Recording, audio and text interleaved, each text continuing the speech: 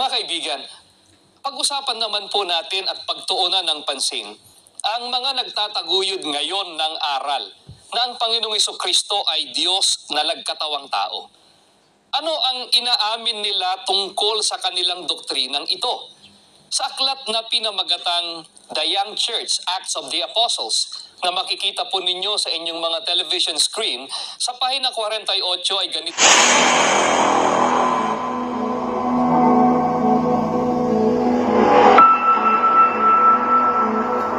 Paano sasawayin? 1.13 ng Tito.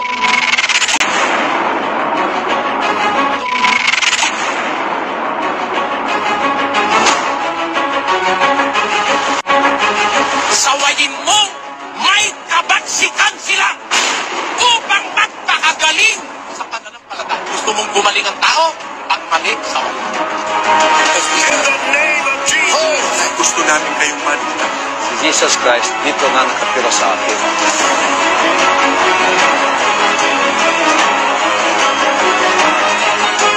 Ang pagmamahal sa kapwa, pati yung nasa labas ng iglesia nila, pinakikialam ang hatulan.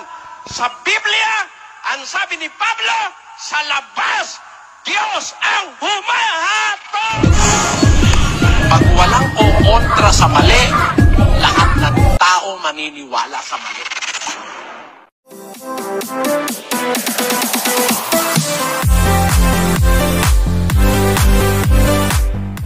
Sa oras na ito mga kaibigan, gusto ko lamang pong bigyan ng pansin sa pangalawang pagkakataon itong issue tungkol po sa pagka-Diyos ng ating Panginoong Hesukristo na ito'y tinututulan ng mga taga-subaybay nating mga iglesia ni Kristo. Bago po natin basahin yung komento ni kapatid na Judy Ann Las Marias, mga kaibigan, tinawag pa tayong bobo, no? Mga kaibigan, pero ayos lang yan, mga kaibigan, ha? Nasa tao naman yan kung ano yung pagkaunawa nila sa ating mga pinapahayag tungkol po sa ating Panginoong Hesukristo dito sa ating programang Expose the Truth. Pero alam nyo mga kapatid, bakit tayo tutol na ang Panginoong Hesukristo ay hindi siya tunay na tao, kundi siya po ay anak ng Diyos at nagkatawang tao, mga kaibigan. At ito'y tinututulan ng mga ministro ng Iglesia ni Kristo. At pati yung mga nakasubaybay sa atin dito sa ating programa na kung saan ay tutol sila sa ating mga binabanggit na mga talata, mga kababayan. Alam nyo mga kapatid, kung atin po kasing papakinggan yung paliwanag, pagkaunawa ng mga iglesia ni Kristo, yung mga ministro, kung hindi natin alam ang Biblia at wala tayong pwedeng pagkumparahan sa aral nila at sa aral ng kapatid na Eli, ay talagang hindi natin makikita yung mga pagkakamali sa kanilang pagkaunawa, mga kaibigan. Gaya na lamang po ito mga kapatid, bago ko po basahin yung komento ng ating kaibigan na si Judy Ann. Panuorin muna natin kung paano sila umunawa ng Biblia, itong mga ministro ng Iglesia ni Kristo. Heto mga kapatid, paliwanag nila tungkol po sa mga anghel na mas mataas ang mga anghel kaysa ang ating Panginoong Hesukristo. Pero salamat na lang mga kaibigan, at napansin po yan ng ating kapatid na Eli at naipaliwanag niya, naipakita niya na mali yung pagkaunawa ng mga iglesia ni Kristo. Heto po mga kapatid. Kapatid na Bobby, bakit po ang banggit ay mas mababa ng kaunti ang Panginoong Hesukristo kaysa sa mga anghel na tagalangit at espiritu po sa likas na kalagayan? Ano po ba ang tinutukoy doon sa pahayag na iyon? Ang pinag-uusapan doon, kapatid na John Mark, mga mahal na taga-subaybay, ay ang likas na kalagayan. Mas mababa po ng kaunti sa mga anghel na tagalangit ang ating Panginoong Hesukristo dahil sa siya po ay tao at hindi po espiritu sa likas na kalagayan. Sa paniniwala po ng iglesia ni Manalo, ang anghel mas mataas sa tao. Paniniwala po nila yun. Pero sa kasamaang palad, hindi po yun ang nasa Biblia. Yun. Ang anghel, mas malakas at at makapangyarihan sa tao. Pero hindi siya mas mataas sa tao. Ang anghel po, tagapaglingkod ng tao eh. Human servant po yun eh. Pakinggan niyo po sa 1:7 at 14 ng Hebreo. At sinasabi niya tungkol sa mga anghel. Yaong ginagawang mga anghel niya ang mga hangin. At ang kanyang mga ministro ay ningas ng apoy. Yan, yung mga anghel, parang hangin yun eh. Espiritu kasi yun eh. Ano ba ang tungkulin ng mga anghel sa 14? Hindi baga silang lahat ay mga espiritong tagapaglingkod na mga sinugo upang magsipaglingkod sa kapakinabangan ng mga mamana ng kaligtasan? Yung mga anghel po, mga espiritong naglilingkod sa mga taong magmamana ng kaligtasan. Kaya ang tawag nila, anghel de la guardia. Guardia yan eh. Kayo po mag-isip na nakita ka security guard, binabantayan ng bangko. Alin ang mataas yung security guard?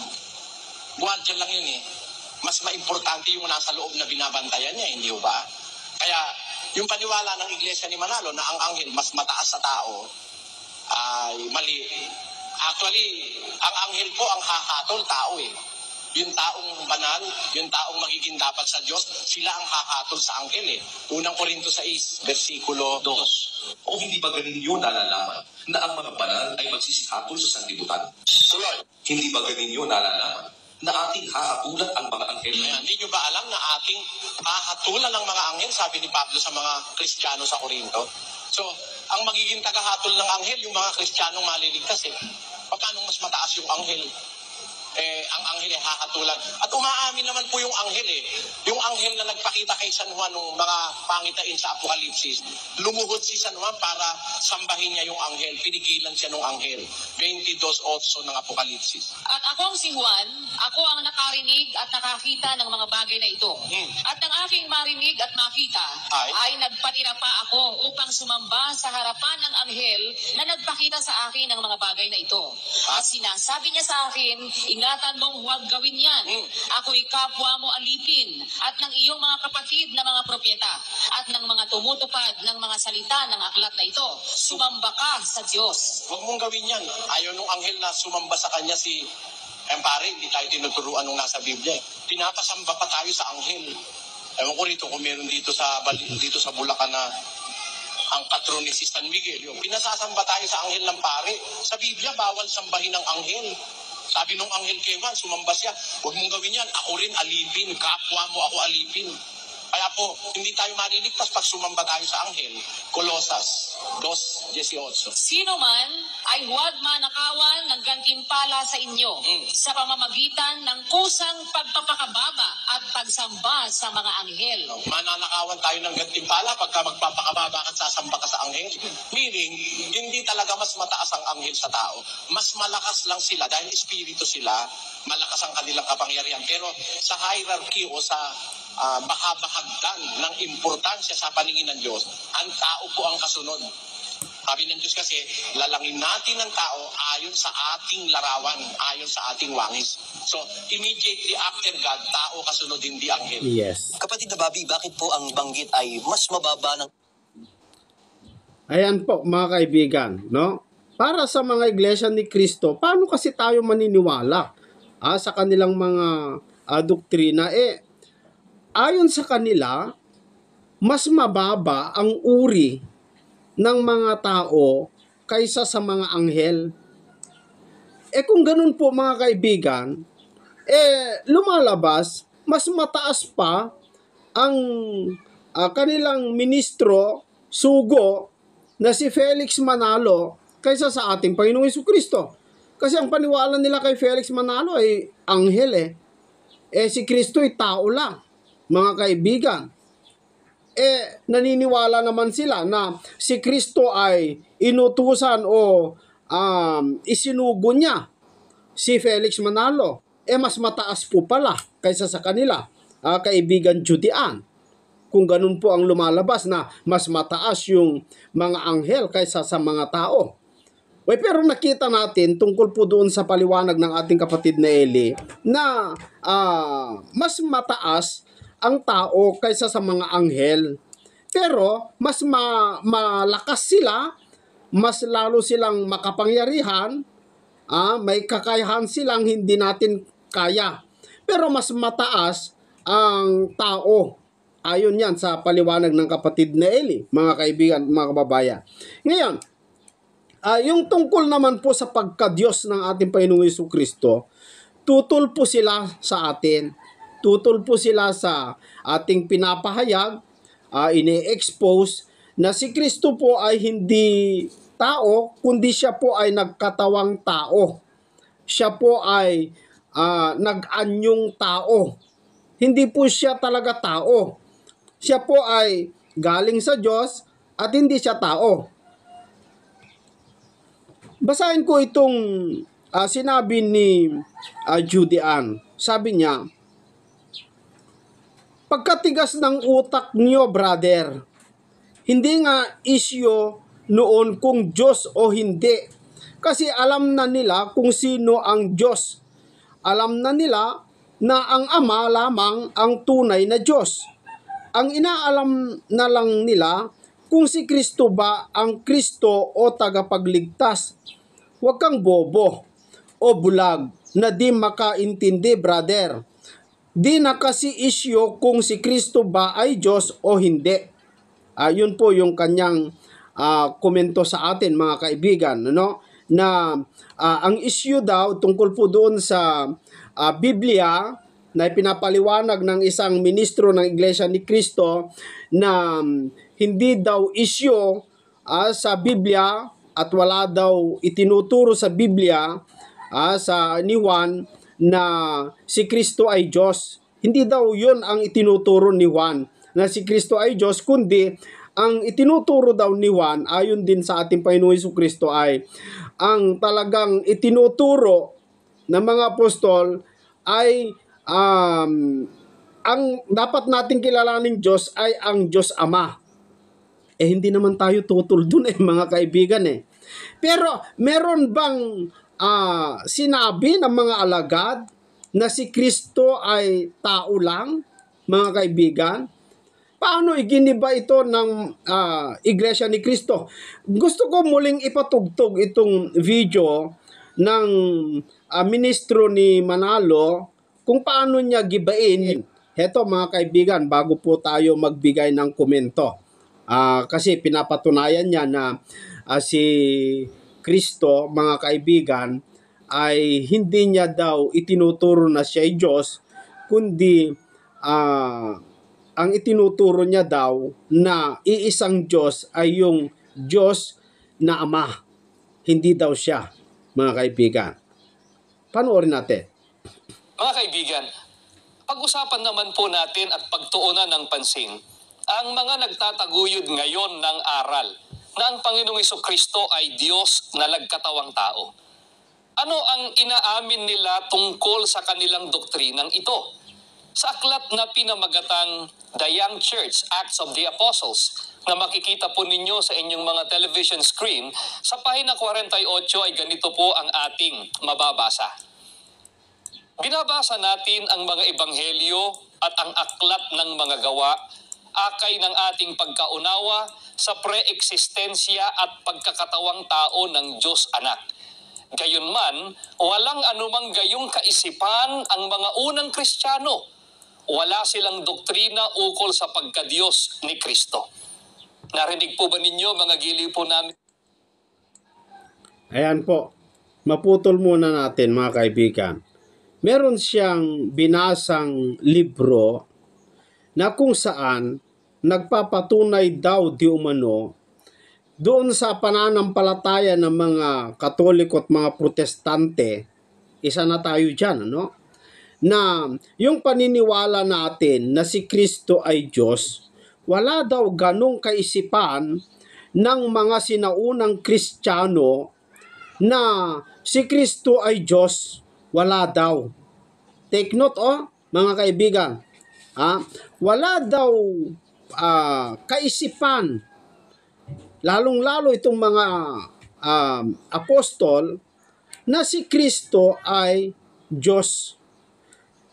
Pinapalitaw po itong ministro ng Iglesia ni Cristo na wala talagang itinuturo ng Biblia o ipinapahiwatig ng Biblia na si Kristo ay Diyos, kundi si Kristo ay sinugo, tagapagligtas, tao na tagapagligtas.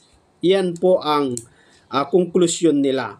Wala daw mababasa, wala daw sinasabi ng mga sinaunang Kristiyano na si Kristo ay tunay na Diyos. Hindi daw, wala daw kaisipan na ganon yung mga sinaunang Kristiyano. Ano pa ang idinadagdag niyang sinasabi, mga kaibigan at mga kababayan? Pakinggan natin. Mga taga-subaybay, aminado po ang mga nagtataguyod ngayon ng aral na ang Panginoong Jesucristo ay Diyos at ng doktrina ng inkarnasyon na walang gayong isipan ang mga unang Kristiyano. Aminado rin ang mga nagtuturo ng doktrina ng inkarnasyon at pagiging Diyos ng Panginoong Jesucristo na ang isipang tinaglay ng mga unang Kristiyano tungkol kay Kristo ay siya'y isang taong binigyan ng kapangyarihan ng Espiritu ng Diyos. Ganito po ang ating mababasa sa gayong paring aklat sa pahina 48. Ang kaisipan ng mga unang Kristiyano tungkol kay Jesus ay siya'y tao na binigyan ng kapangyarihan ng Espiritu ng Diyos. Mga kaibigan, kaya naman nakapagpahayag ng ganito ang isang paring Katoliko, si Jesus Sevilla, sa kanyang aklat na pinamagatang Ang Kabanal-Banalang Isang Tatlo, ang Diyos ng mga Kristiyano, sa pahina 32, ganito po ang kanyang sinasabi. Kaya't hindi maaaring sabihin na tinatawag ng Diyos si Jesus noong mga kauna-unahang araw ng Kristyanismo. Mga kaibigan, sa marami na pong pagkakataon ay tinalakay na sa himpilang ito na ang doktrina sa pagiging Diyos ng Panginoong Jesucristo ay inimbento lamang ng Iglesia Katolika Romana pagkatapos po ng panahon ng mga apostol simula ng kaagahan ng ika-2 siglo. At ginawa pong isang opisyal na doktrina ng Iglesia Katolika Romana sa Konsilyo ng Nicea noong 325 AD. Wala pong kinalaman ng mga apostol. Wala rin pong kinalaman ng Biblia sa mga maling aral na yan. Mga ginigiliw po naming mga kaibigan. So ayan po mga kaibigan, maliwanag po doon sa kanyang binasang libro na The Young Church at saka yung Ang Kabanal-Banalan na isinulat ng isang pari na si Jesus Sevilla. Sabi niya mga kaibigan na ang doktrina daw na inkarnasyon o pagiging nagkatawang tao, ang verbo ng Diyos, mga kababayan, ay gawa-gawa lamang daw ng mga Iglesia Katolika. Pansinin po ninyo, gawa-gawa lamang daw ng Iglesia Katolika at inaamin daw di umano ng mga nagtuturo ng mga aral, doktrina na si Kristo ay Diyos, inaamin daw nila na walang ganong kaisipan ng Biblia at ng mga apostol, mga sinaunang Kristiyano, na mayroong itinuturo na si Kristo ay Diyos. Wala daw yan. Gawa-gawa lamang daw, mga kaibigan. Ang kanyang patunay na yan ay hindi totoo na si Kristo ay Diyos, yun ding binasa niyang libro. Naniwala siya doon sa sinabi ni Jesus Sevilla na sinabi niya na walang ganyang kaisipan ng mga apostol na si Kristo ay Diyos, kundi yan ay gawa-gawa lamang po. Alam niyo mga kaibigan, yung sinasabi niyang author ng libro, gawa ng pari ng protestante, ewan ko kung anong klaseng pari yan, no? Si Jesus Sevilla, sabi niya. Alam niyo mga kapatid, yung kaisipan, kung saan nanggaling yung kaisipan na si Kristo ay Diyos, hindi kung kani-kaninong tao.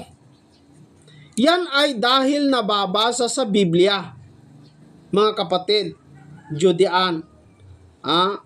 Yan ay nababasa sa Biblia na kung saan nagtuturo ng Biblia, ipinapahiwatig ng Biblia na si Kristo hindi siya tao, kundi siya'y nagkatawang tao, mga kapatid.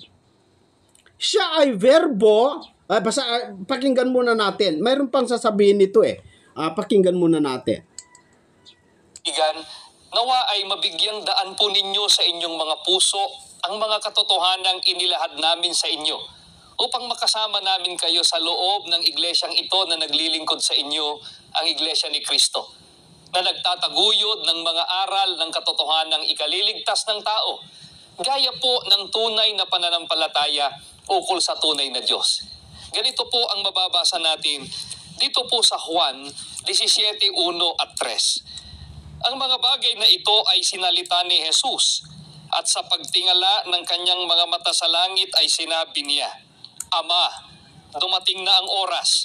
Luwalhatiin mo ang iyong anak upang ikaw ay luwalhatiin ng anak. At ito ang buhay na walang hanggan, na ikaw ay makilala nila na iisang Diyos na tunay at siyang iyong sinugo sa makatwid bagay si Jesucristo. Ang isa po sa mga katotohanang maghahatid sa tao sa pagtatamo ng buhay. Yan po yung paborito nilang talata na yung sinabi sa panalangin ni Kristo na makilala ka nila na iisang Diyos na tunay. So yun po yung kanilang favorite, mga kaibigan, para patunayan na hindi Diyos si Kristo. Pero sa talatang binasa ng ating kaibigan, wala namang sinabi na basahin nga natin yung binasa niya, mga kaibigan, sa libro ng Juan, kapitulo 17, sa versikulo 3, sabi dito, at ito ang buhay na walang hanggan, na ikaw ay makilala nila na iisang Diyos na tunay, at siyang iyong sinugo sa makatuwid bagay si Jesucristo. Wala namang sinasabi dito na si Kristo ay hindi Diyos. Na makilala kanila na iisang Diyos na tunay at ako'y hindi. Wala namang ganun Ba't mo ginagamit yung talata na yan para patunayan na si Kristo'y tao, na wala namang sinabi dyan na si Kristo'y tao? Ano yung sinabi ni Kristo dyan? At ito ang buhay na walang hanggan, na ikaw ay makilala nila na iisang Diyos na tunay. Sino yung iisang Diyos na tunay na pinapakilala ni Kristo? Ang Ama. Pero dahil ba dyan ay si Kristo'y tao na? Wala naman Kung i-analyze lang natin yung talata, mga kaibigan, kung sino yung ipinapakilala ni Kristo na Diyos na tunay, hindi lamang po ang Ama. Pakinggan po ninyo. At ito ang buhay na walang hanggan, na ikaw ay makilala nila na iisang Diyos na tunay, at siyang iyong sinugo sa makatuwid bagay si Jesucristo. Ilan ba ang dapat kilalanin na Diyos na tunay? Yung iisang Ama, siya lang yung iisang Diyos na tunay na Ama, at ang kanyang sinugo na ang kanyang anak. Kasi hindi naman Diyos Ama si Kristo si Kristo naman ay anak ng Diyos Ama, mga kaibigan. Kaya hindi mo dapat gamitin yan na patunay na si Kristo'y tao, kasi walang sinabi dyan sa talata na si Kristo ay tao. Wala, mga kaibigan at mga kapatid. Ngayon, ang isa pa sa mga tinututulan niya na hindi daw nagtuturo si Apostol Juan na si Kristo ay Diyos. Binasa niya yung talata na John chapter 1 verse 1. Pakinggan natin. Muli po namin kayong inaanyayahan na samahan kami sa isa pong napakahalagang pagtalakay, na wala po kaming ibang hangad kundi ang makatulong po sa ginagawa po ninyong pagsusuri sa mga aral ng Diyos na sinasampalatayanan ng Iglesia ni Cristo. Isa pong malaganap na paniniwalang itinataguyod ng Iglesia Katolika at ng mga sektang protestante ay ang tinatawag na inkarnasyon. Ang doktrina na ang Panginoong Hesukristo daw ay Diyos na nagkatawang tao. At ang talatang ginagamit po nila, mga kaibigan, bilang batayan, ay ang isinulat ni Apostol Juan sa Kapitulo 1, mga talatang 1 at 14. Mabuti po ay basahin po natin ang nilalaman ng mga talatang nabanggit at pag-aralan po natin. Ganito po ang ating maliwanag na mababasa. Nang pasimula siya ang berbo, at ang berbo ay sumasa Diyos, at ang berbo ay Diyos. At nagkatawang tao ang berbo at tumahan sa gitna natin. At nakita namin ang kanyang kaluwalhatian gaya ng sabugtong ng Ama, na puspos ng biyaya at katotohanan. Mga kaibigan, ayon po sa mga nagtataguyod ng aral na Diyos ang ating Panginoong Hesukristo, ang berbo raw na binanggit ni Apostol Juan ay si Kristo na umiiral na raw noon pa kasama ng Panginoong Diyos. Ano po ang malaking kamalian ng interpretasyon po nilang ito? Lilitaw po, mga kaibigan, na dalawa na ang Diyos. Isang Diyos, ang berbo, na sumasa Diyos pa. Labag na po yan sa aral ng Biblia na iisa lamang ang tunay na Diyos. Puntahan po natin ang... Yan, mga kaibigan. So, kung yun daw, John chapter 1, verse 1 at verse 14, na tinutukoy ni Juan na yung verbo ay Diyos at yung verbo ay sumasa Diyos. Mali daw yung pagka-interpret natin na tawagin nating Diyos kasi lalabas, dalawa na daw ang Diyos. Ang mga iglesia ni Kristo, mga kaibigan, hindi sila payag na dalawa ang Diyos. Gusto nila isa lang. Bagamat tayo naman po, mga kaibigan, ay talagang naniniwala tayo isa lang ang Diyos, no? Pero bakit paano natin sasabihin kung iisa lang ang Diyos, but isa pa si Kristo, Diyos din? Di dalawa na ang Diyos, mga kaibigan. Ngayon, ganito sa akin, mga kaibigan at mga kapatid, yung Diyos po, yung Diyos sa akin, yung Diyos power yan kapangyarihan. Yan ang iisang Diyos na makapangyarihan sa lahat. Yung power na yan, kapangyarihan na yan, nag-iisa lamang po yan. Yan ay nasa Ama. Kaya ang Ama ay iisa lamang na mayroong kapangyarihan na makapangyarihan sa lahat. Yun ang tinatawag na Diyos. Diyos. Power. Na yun din ang na kay Kristo. Nasa kanyang anak din. Kasi ibinigay niya. Ang Biblia po, mga kaibigan, totoo ba, mga kaibigan, na ang Biblia ay hindi nagtuturo na dalawa o tatlo o maraming Diyos? Ang Biblia ba ay nagtuturo lang na isa lang ang Diyos? Alam nyo, yung salitang Diyos na makapangyarihan sa lahat, yun palang kung i-analyze mo yung word, mga kaibigan, na Diyos na makapangyarihan sa lahat, ibig sabihin, hindi lang iisa ang Diyos. Hindi lang iisa ang Diyos. Bakit?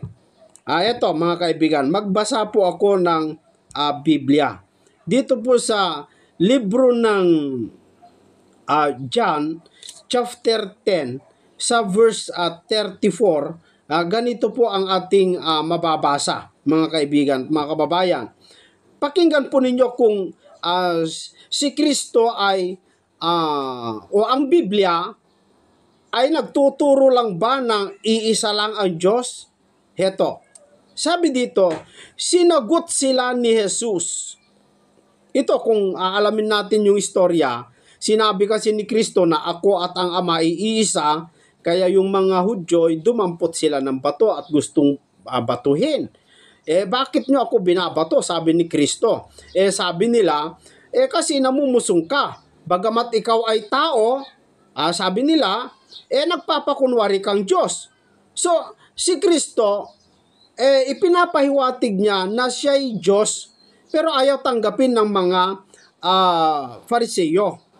Parang mga iglesia ni Kristo ito na ayaw nilang tanggapin na si Kristo ay Diyos. Kaya sinabi nila, "Uy, namumusong ka. Kaya ka binabato dahil namumusong ka. Bagamat ikaw ay tao," sabi nila, nagpapakunwari kang Diyos. Sabi ng mga Fariseo. Pero sagot ni Kristo dito sa verse 34, sinagot sila ni Jesus, "Hindi baga nasusulat sa inyong kautusan? Aking sinabi, kayo'y mga Diyos." 35. Kung tinawag niyang mga Diyos, yaong mga dinatnan ng salita ng Diyos, at hindi mangyayaring sirain ang kasulatan. Ang Diyos po pala, tawag niya sa mga dinatnan ng salita ng Diyos ay Diyos din. Sige, i-analyze ninyo mga kaibigan. Ang tawag ng Diyos, bagamat tayo hindi natin tinatawag na ganon, pero sa Diyos, ang tawag niya sa mga tao na dinatnan ng kanyang salita, ang tawag ng Diyos sa kanila, Diyos. Yun pa kayang salita mismo na hindi niya tawaging Diyos, mga kaibigan? Bagamat sinabi ni Juan na ang verbo ay suma sa Diyos at ang verbo ay Diyos. Si John mismo nagsabi na yung verbo daw ay Diyos at yung verbo na yon suma sa Diyos. Tapos ayaw mong tanggapin na si Kristo ay Diyos. Gusto mo isa lang, ayaw mong tanggapin. Paano mo i-reconcile yan? Sa video ito mga kaibigan, hindi niya sinabi, hindi niya iginiba, hindi niya pinaliwanag kung ano yung katwiran niya, bakit hindi niya tanggapin na si Kristo ay Diyos. Bagamat sinabi ni Juan na yung verbo ay Diyos, hindi niya pinakinggan kung buo ito, hindi niya hindi niya iginiba wala siyang ginamit na talata para panggiba mga kaibigan, na yung talata na sinabi na yung verbo ay nagkatawang tao. Wala namang ibang verbo na nagkatawang tao kundi si Kristo yung verbo na yon ay suma sa Diyos at yung verbo na yon ay Diyos. Hindi niya nagiba yan, mga kapatid at mga kababayan, kaibigan Judean. Paano mo i-reconcile yan kung hindi mo tatanggapin na si Kristo ay Diyos? Paano mo i-reconcile yung talata? Para hindi ka maniwala, para makonbinsi mo ako na si Kristo hindi Diyos.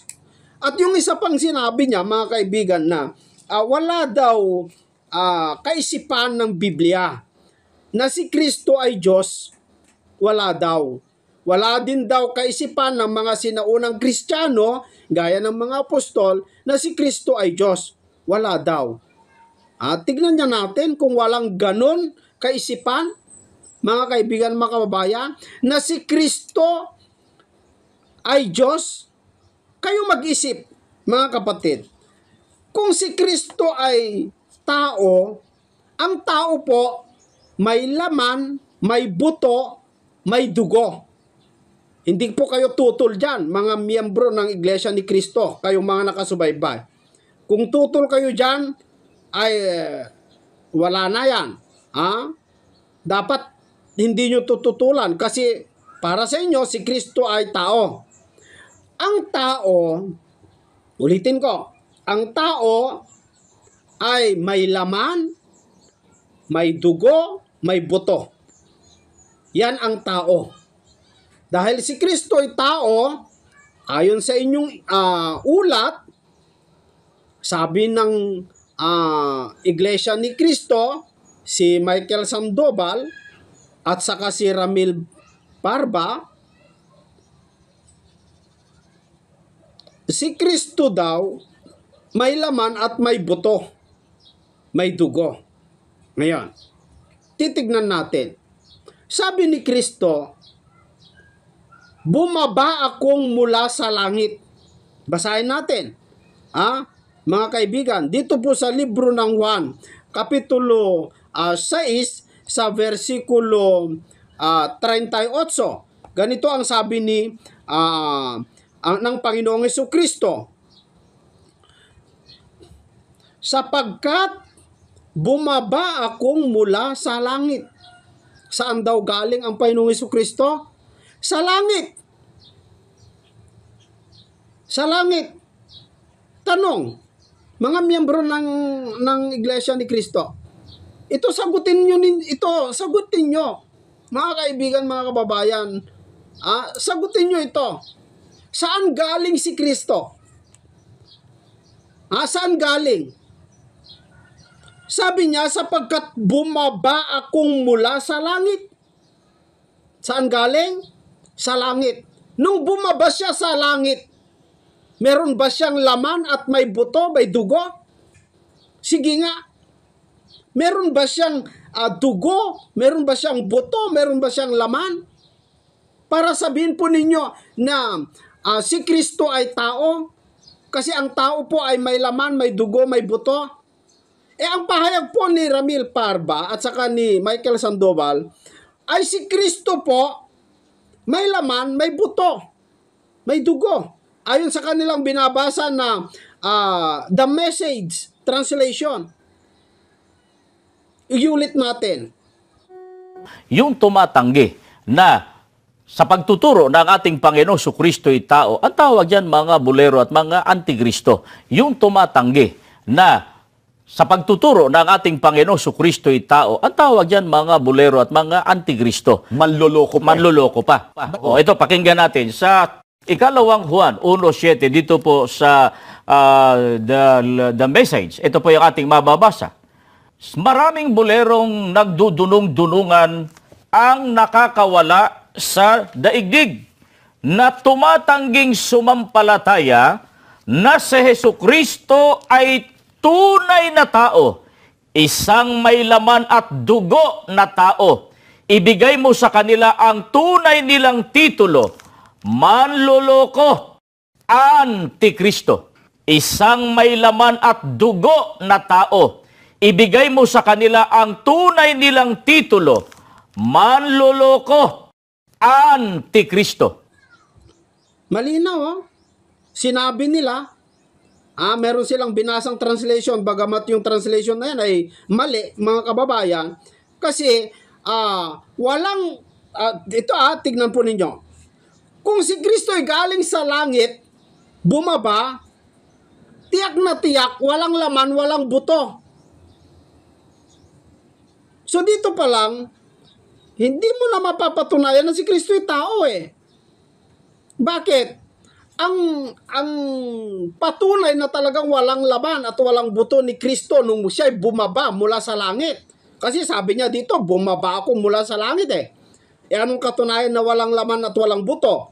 Sa Hebreo chapter 10, sa verse 5, mga kaibigan, mga kababayan, ito, hindi po ninyo ito masagot. Tiyak na tiyak, ayaw po ninyong sagutin ito. Hindi nyo ito kayang banggahin, mga miyembro ng Iglesia ni Kristo. Walang laman, walang buto, walang dugo ni Kristo nung siya'y bumaba galing sa langit. Bakit? Anong katunayan? Anong kasiguraduhan? Dito, sabi niya, kaya't pagpasok niya sa sanglibutan, ay sinasabi, hain at handog ay hindi mo ibig. Ngunit, isang katawan ang sa akin ay inihanda mo. Pagpasok niya sa sanglibutan, meron nang nakahandang katawan. Ibig sabihin, mga kaibigan, ang liwanag, walang laman, walang buto si Kristo nung siya'y galing sa langit. Pero nung pagpasok niya sa lupa, sa sanglibutan, may nakahandang katawan na tinirihan niya. Yun po yung sinasabi ninyong tao at hindi ako tutol doon. Pero ang issue dito, yung bumaba galing sa langit, hindi yung tao. Kasi sa langit, mga kapatid at mga kababayan, wala pong tao sa langit. Ha? Bakit? Tignan nyo, sabi ni Apostol Pablo dito sa unang Korinto Kapitulo 15 sa versikulo 50, sabi ni Apostol Pablo, mga kababayan, sinasabi ko nga ito, mga kapatid, na ang laman at ng dugo ay hindi makapagmamana ng kaharian ng Diyos, ni ang kasiraan ay magmamana ng walang kasirahan. Yung laman at buto daw, hindi makapagmamana. Kaya nga, bago tayo makapasok sa langit, mga kaibigan, meron po yung tinatawag na glorification. Na bago ka e-enter doon sa langit, kailangan mag-glorified body ka muna. Babaguhin yung katawan mo. Yung katawang may kasiraan ay babaguhin ng katawang walang kasiraan. May katawang ukol sa lupa, sabi dito sa verse 49, at kung paanong tinaglay natin ang larawang ukol sa lupa, ay tataglayin din naman natin ang larawang ukol sa langit. May katawang ukol sa lupa, may katawang ukol sa langit. Itong katawan natin, yung pagkatao natin, babaguhin ito. Gagawin itong glorified body para makapasok ka sa langit kasi hindi ito makapapasok. Ngayon, si Kristo, mga kaibigan, kung tao, may laman at may buto, paano nanggaling sa langit? Napatunayan natin sa Hebreo na pagpasok niya, mayroon siyang tinahanang katawan na kahanda. Meaning, yung katawan na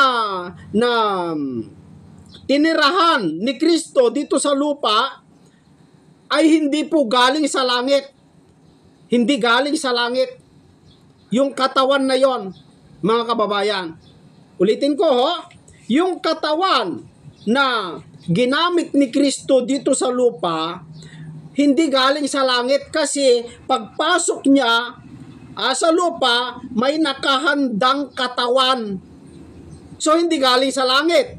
Saan nang galing yung katawan na yon? Saan nang galing yung katawan na yon, mga kaibigan at mga kababayan? Dito po sa libro ng Galatia, Kapitulo 4, sa versikulo 4.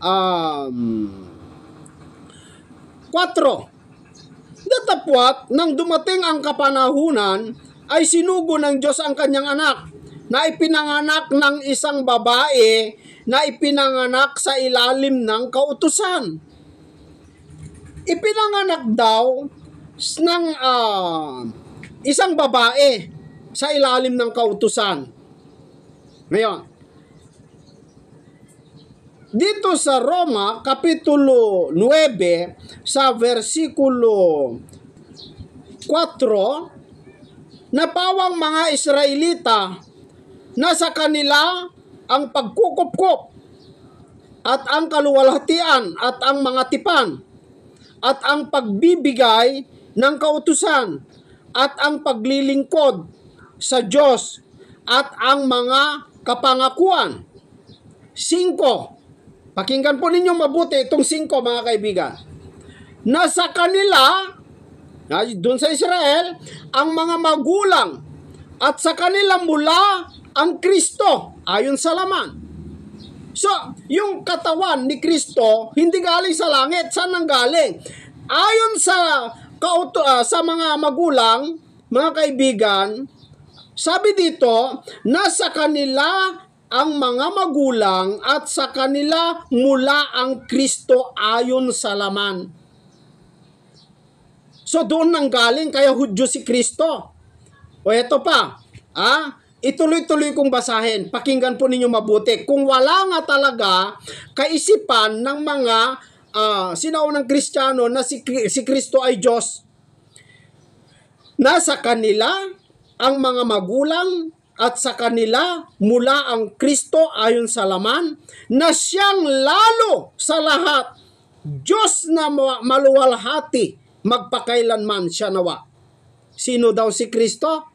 Mga kaibigan, mga babayan, hindi ba ito, mga kapatid, ay matinding batayan para sabihin natin si Kristo ay anak ng Diyos at Diyos din, mga kapatid? Kasi si Kristo hindi siya nagmula sa mundo. Saan siya nagmula? Bumaba mula sa langit. Saan sa langit? Mga kaibigan, saan sa langit? Basahin natin, saan nanggaling si Kristo? Juan, saan nanggaling si Kristo? Ikaw ang nagsabi kasi Ayan. Dito sa 18, walang taong nakakita kailanman sa Diyos. Wala daw taong nakakita kailanman sa Diyos. Ang bugtong na anak na nasa sinapupunan ng Ama, siya ang nagpakilala sa Kanya. Sino daw ang nagpakilala sa Diyos? Yung anak. Sabi niya, wala daw taong nakakita kailanman sa Diyos. Paano mo naman kasi makikita ang Diyos ay Espiritu? Sino makakakita sa Kanya? Di yung Kanyang anak. Ano yung Kanyang anak? Tao? Espiritu. Kasi Espiritu ang Diyos, ang anak niya Espiritu din. Hindi laman. Mga kaibigan, kaya nakita niya nakausap pa nga niya napakinggan pa nga niya mga kababayan napakinggan pa nga niya nadinig niya mismo Bakit? Kasi nanggaling mismo sa Kanya. Nanggaling hindi lang basta sa langit, kundi sa sinapupunan niya, sa Kanyang bosom. Ang ibang termino dyan ay sa Kanyang dibdib. Mula sa puso. Yan. Alam nyo mga kaibigan, lahat ng yan, hindi ba yan sapat para patunayan na si Kristo ay hindi lamang po siya tao, kundi siya'y anak ng Diyos at marapat lang na tawagin natin siyang Diyos sapagkat anak siya ng kataas-taasan. Mga kapatid, unang-una, hindi siya laman at buto. Bumaba mula sa langit. Pagbaba niya, meron siyang tinahanang katawan. Yun po yung tinatawag ninyong tao. At hindi po ako tutol doon. Hindi po ako tutol na yung katawan na yon tao. Pero bagamat naniniwala po akong tao, hindi po yun basta-basta tao mga kaibigan Bakit? Kasi ang tao po nabubuo sa pamamagitan ng babae at lalaki. Sa pamamagitan ng sperm at saka egg ng babae. Yun ang tao. Pero si Kristo hindi naman ganun Hindi talaga ordinaryong tao si Kristo Para sabihin mong taong-tao talaga Bakit? Kasi si Kristo mga kaibigan, kung paano nabuo sa pamamagitan ng Espiritu Santo ng Diyos. Hindi sa pamamagitan ng pagtalik ng lalaki at babae, hindi. Walang egg cell, walang sperm cell na nabuo, wala. Basta nabuo lang si Kristo sa pamamagitan o kapangyarihan ng Espiritu Santo. Mga kaibigan, natitiyak ko yan. Kaya hindi mo dapat gamitan ng science si Kristo Bakit? Kasi sa science, para mabuo ang tao, kailangan maglabas yung babae ng egg cell. Ganun din ang lalaki, maglabas siya ng sperm cell. And then mag-join. And then mabuo ang tao. Pero si Kristo, meron bang ganon? Ni sperm cell, wala nga Ni egg cell nga ni Maria, wala I-research nyo sa science mga kaibigan. Kung may lumabas kay Maria na egg cell, wala. Basta nagamit lang yung sinapupunan ni Maria para mabuo lang yung katawang tao ni Kristo. Para mabuo lang. Pero walang kinalaman sa egg cell at saka sperm cell ni Maria at Jose, wala. Na create po o nabuo po ang katawan ni Kristo sa pamamagitan ng kapangyarihan ng Diyos. Tulad ni Adan. Di ba si Adan wala ding ganon, mga kaibigan? Si Adan, mga kaibigan, ay binuo ng Diyos na walang sperm, walang egg cell ng babae, wala. Ganon din si Kristo, mga kaibigan at mga kapatid. Ganon din si Kristo. Hindi katulad sa tao na tayo. Hindi. So, yan ang sagot ko doon sa tanong o sinabi ni kaibigan nating Judy Ann. Sana tama ka walang issue na inaalam ng mga apostol na si Kristo ay Diyos. Walang issue ganun, kundi ang issue doon sa pinaksa ng ministro ni Manalo, ang pinaksa niya ay kung sino yung Kristo, inaalam ng mga apostol. Hindi naman ako tutol dun pero hindi mo dapat batayan yon para paniwalaan o sabihin na si Kristo'y tao. Kasi wala kang mababasang ganon. Ngayon, ang kanilang batayan na si Kristo'y tao dahil sinabi daw ni Kristo na gusto nyo akong patayin na taong nagsasaysay ng katotohanan. Kaya yan sabi nila, tao si Kristo. Sino ba yung nagsasaysay ng katotohanan? Na nakikita nila, mga kaibigan. Di ba yung katawan niya, yung pagkatao niya, talagang tao yon, mga kapatid. Bakit siya, ito dapat tanungin po ninyo dapat ito bakit siya tao? Bakit siya nagkatawang tao? Ano dahilan? At dati ba siyang tao? O nagkatawang tao lang? Hindi nyo ba binibigyan ng konsiderasyon yan, mga kaibigan? Para paniwalaan na lamang po na si Kristo'y tao? Hindi nyo ba ikinokonsidera yung siya'y nagkatawang tao? Siya'y nag-anyong tao? Hindi nyo ba nilalagyan ng konsiderasyon niya? Wala ba talaga kayong ibinibigay na kahit kaunti man lang? Bakit kaya nagkatawang tao kung siya'y tao? Di nyo ba iniisip yon, mga kapatid? Bakit bumaba galing sa langit? Anong ginamit? Yun yung mga tanong na dapat yung itanong sa sarili po ninyo para paniwalaan na si Kristo ay hindi Diyos. Yung pagkatao niya, hindi po ako tutol. Naniniwala ako, yung katawan ni Kristo, tao yon. Ipinanganak ni Maria yon. Galing sa mga Israel yon, Hudyo. Pero yung pumaloob doon, nananahan doon, ay yung kapuspusan ng pagka-Diyos ng ating Panginoong Jesucristo.